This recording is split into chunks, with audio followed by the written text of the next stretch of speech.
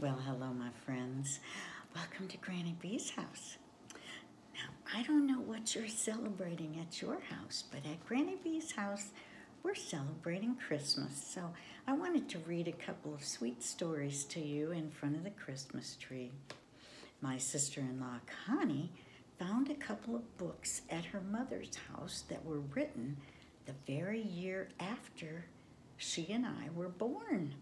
So they're very charming and they're very old-fashioned. So bear with me as I read to you Stevie's Christmas Concert.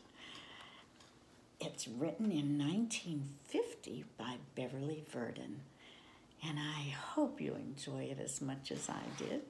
Now, Granny B's going to scoot out of the way so you can see these charming pictures. Stevie's Christmas Concert. When the choir children sing and the Christmas lights shine, who's always the last one to sneak into line? Whenever there's noise where there ought to be quiet, who is the cause of the rumpus and riot?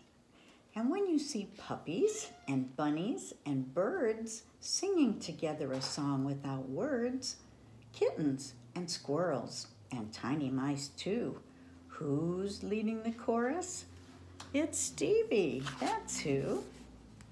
On the day before Christmas, choir children were dressing, bathing and scrubbing, combing and pressing. Their shoes were all shined and their ties were just right as each one prepared for the concert that night. But Stevie, who had his first solo to sing, had simply forgotten about the whole thing.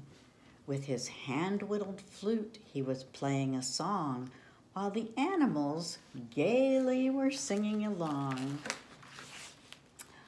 When all of a sudden a bell rang, ding dong. The choir, Stevie cried. I'm afraid I'll be late. My solo comes first and I know they won't wait. So he raced home like lightning, upset and excited, while the animals called to him, aren't we invited? He put on his choir robe, first with front, side, and back, then read a short message pinned up with a tack. Dear Stevie, I'll see you at the concert. Don't forget to wash. Love, Mother.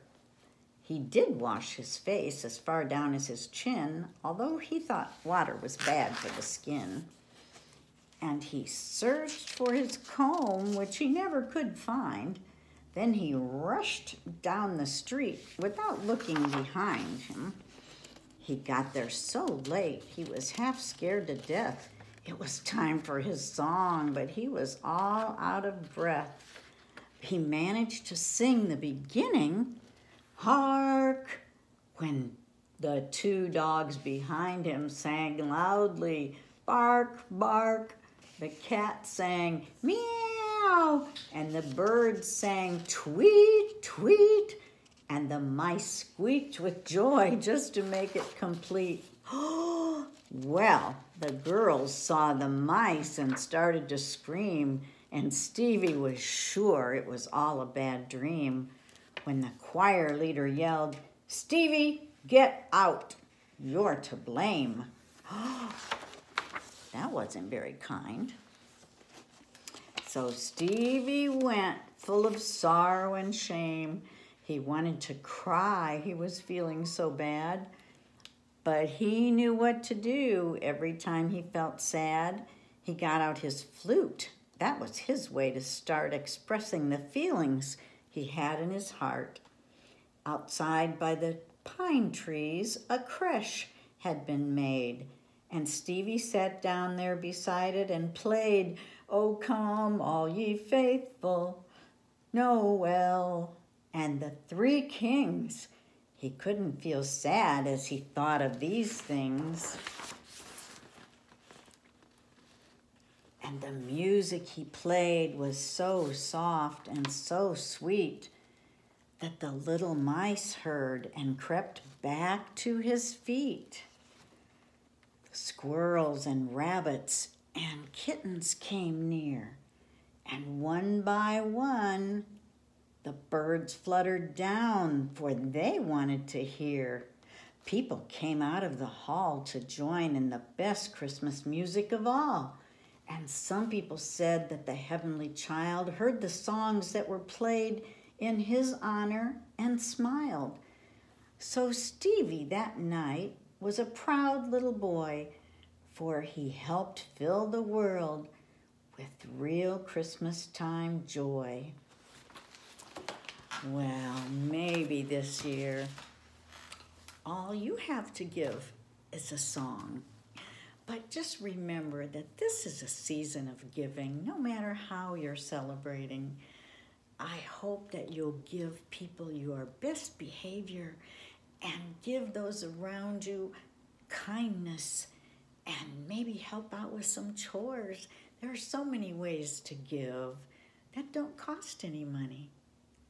But being kind is right at the top of the list. Maybe you want to draw somebody a picture. Maybe you want to take toys that you're done playing with and donate them so that someone else has a toy to play with. However you choose to give, just remember that Granny B loves you, and I just know you want to be kind and help others have a good holiday.